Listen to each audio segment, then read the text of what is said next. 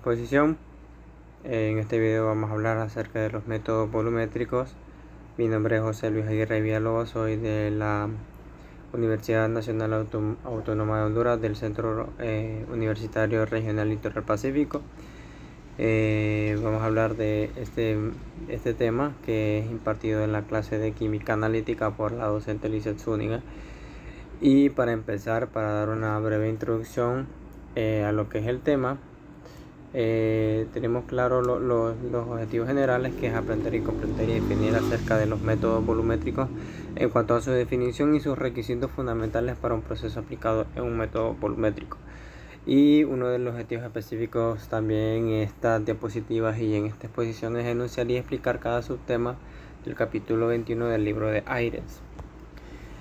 Primero vamos a empezar a cuestionarnos qué son los métodos volumétricos, preguntarnos qué es lo que se refiere con métodos volumétricos. Conceptualmente nos dice que consta de un grupo de métodos analíticos que se basan en la determinación del volumen de una disolución patrón de concentración conocida, la cual es utilizada para producir una reacción química completa con el analito, que de modo que se determine el contenido absoluto del mismo. Pasamos a las definiciones de análisis volumétrico: valoración, solución patrón, punto final de indicador y análisis volumétrico. Primero vamos a hablar acerca de la definición de análisis volumétrico.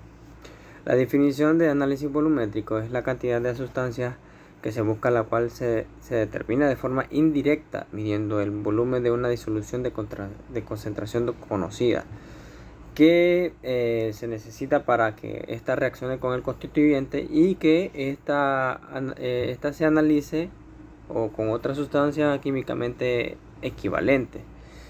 Pasamos a la siguiente, que es la definición de valoración.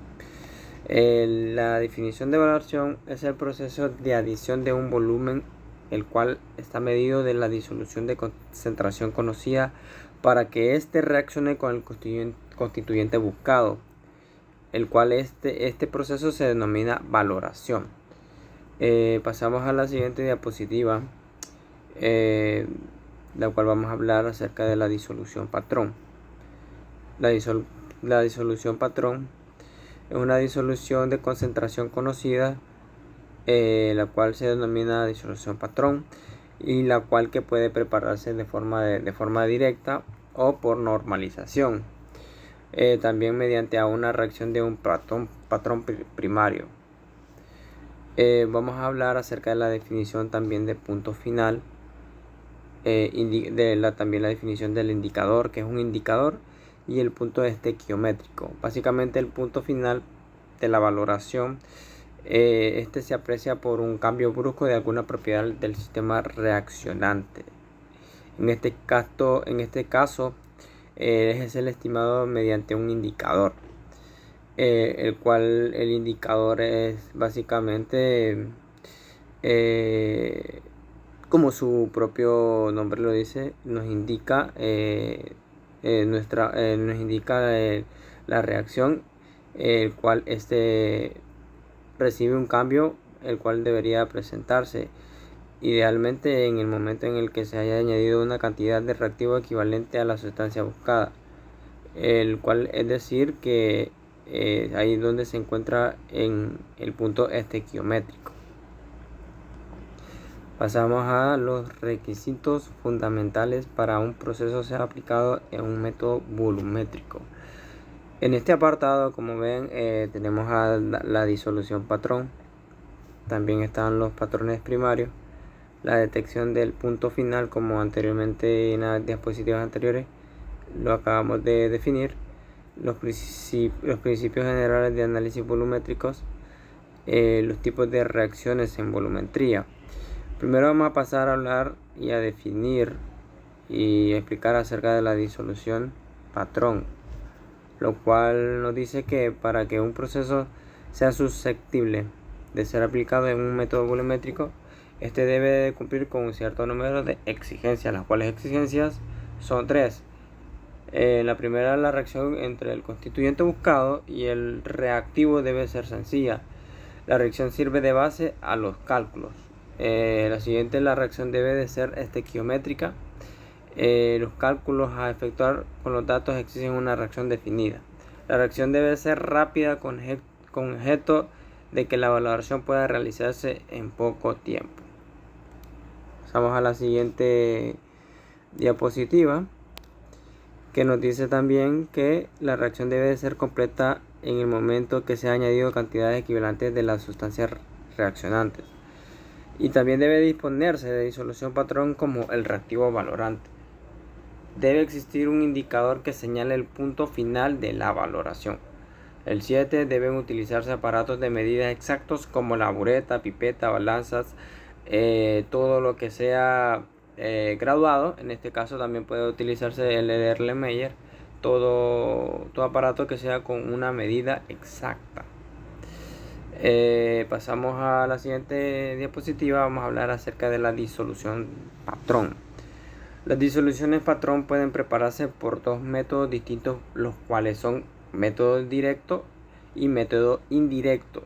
En el método directo, se disuelve en una cantidad exactamente pesada de soluto, la cual es de una composición definida y conocida, y esta se lleva a la disolución a un volumen conocido en un matraz volumétrico, la cual la concentración se calcula a partir del peso y el volumen conocido de la disolución, ¿verdad? El método indirecto, gran parte de los compuestos que se utilizan como reactivos valorantes, los cuales no pueden considerarse como patrones primarios, por lo que sus disoluciones no pueden prepararse por el método directo, ya que una disolución, si no pasa por el método directo, automáticamente pasa directamente al método indirecto, valga la redundancia. Pasamos a la siguiente diapositiva, que es llamada patrones primarios. Para que una sustancia pueda considerarse como patrón primario, debe de cumplir ciertas condiciones, las cuales pueden ser: primero, deben de tener una pureza absoluta. Segundo, cuando la sustancia no es absolutamente pura, todas sus impurezas deben ser inertes respecto a las sustancias que se ponen en juego en la reacción. Tercero, las sustancias interferentes que acompañan como impurezas a un patrón primario deben de ser susceptibles de identificar mediante ensayos sencillos de sensibilidad conocida. El cuarto, deben ser estables a temperaturas necesarias para desecarse en la estufa. Quinto, debe permanecer inalterable al aire durante la pesada. Debe reaccionar con la disolución que se normaliza, cumpliendo con todos los requisitos expuestos para los métodos volumétricos. El 7, es deseable que el patrón tenga un peso equivalente. Y el 8, debe ser fácilmente de adquirir y preferiblemente sea barato. Pasamos a la siguiente diapositiva. Vamos a hablar de la detección del punto final. El punto final de la valoración se aprecia por un cambio brusco por el agua, por alguna propiedad de la mezcla reaccionante o de alguna sustancia que se añada a dicha mezcla. Los métodos principales de indicación del punto final se divide en dos partes, los cuales son métodos visuales y método eléctrico. Dentro de los métodos visuales existen reacciones en las cuales son el reactivo nos dice es un indicador. Existen también indicadores ácido-bases, indicadores redox, indicadores de absorción, la formación de productos solubles, desaparición de color de la sustancia, la formación de un segundo precipitado de color, entre otros. También encontramos el método eléctrico. Dentro de los métodos eléctricos existen varias reacciones, las cuales son el potenciométrico, el conductométrico, el amperométrico y el coulombimétrico. Pasamos a la siguiente. Hablamos de los principios generales de análisis volumétricos. En todo análisis volumétrico deben de observarse los siguientes principios generales. En el primero, la muestra tomada no debe de ser demasiado pequeña. El segundo, el volumen consumido de reactivo no debe ser demasiado pequeño.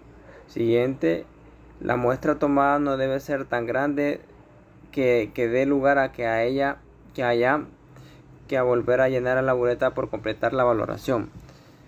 Cuarto, la concentración del reactivo debe elegirse en concordancia con las condiciones 1 a 3. Y en general debe efectuarse la valoración directa hasta el punto final. Cuando sea posible debe de efectuarse determinación en blanco con el indicador y de restarse en las cantidades que del reactivo que en ellas se consume la cantidad gastada en la valoración. 7. La normalización debe de fundamentarse en los resultados de al menos 3 valoraciones, preferiblemente con cantidades diferentes de muestra para así evitar prejuicios personales en la detección del punto final. Pasamos a los tipos de reacciones en volumetría. Las reacciones en volumetría se clasifican en 3 grupos principales, los cuales se encuentran reacciones de neutralización, formación de precipitados ionógenos débiles o iones complejos. La tercera y última, reacciones de óxido-reducción o redox. En las reacciones de neutralización es la reacción entre un ácido y una base, lo cual se denomina neutralización, es decir que un ácido es un donador de protones y una base es receptor de protones. En la formación de precipitados ionógenos débiles o iones complejos, estas reacciones llegan a ser completas debido a que los iones son eliminados de la disolución.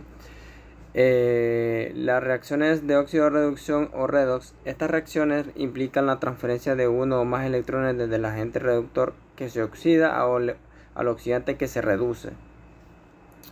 Y esta ha sido toda mi exposición.